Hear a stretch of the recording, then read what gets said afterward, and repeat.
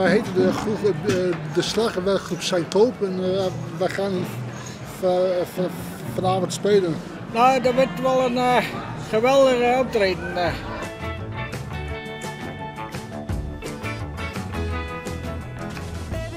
Berend van der Rolen. En ik speel meestal op Conga en op die grote tram die station heeft.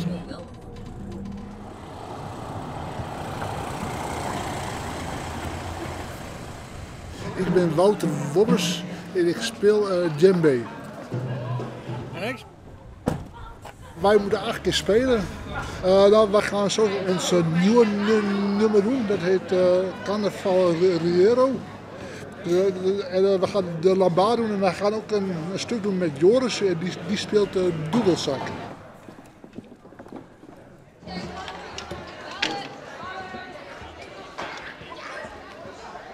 Speelst je bij de linker of de rechterhand? Ja, rechts, oké.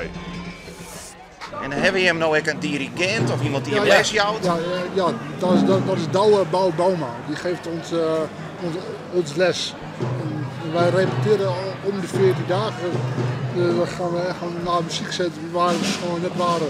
Dus daar kregen we les. Ja. En wat voor instrumenten hebben je mooier als groep? De grote drum, de congas, snare-drums, djembes. Van alle markten thuis een beetje. Ja. Ja. En binnen er nog wat zenuwen? Of? Nee, het valt. Nee, dat valt wel mee. Dat valt wel een beetje wat daar. En hoeveel mossen won het in zijn hal passen? Ik denk wel, misschien wat, nou, zo'n beetje als 1000. Meer dan 1000.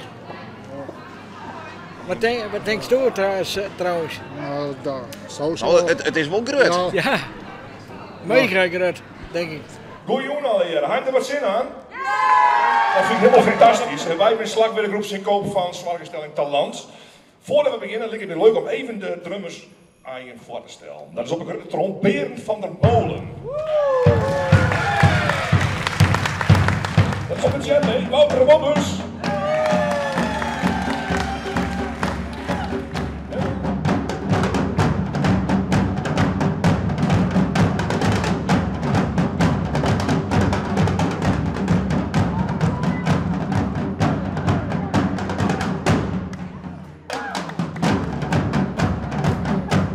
Ik had vroeger zelf ook al wat met muziek. Ik heb zelf ook al heel veel muziek. Ik vond drum altijd wel heel leuk. En Berend, wat vind je er zo mooi, jongen?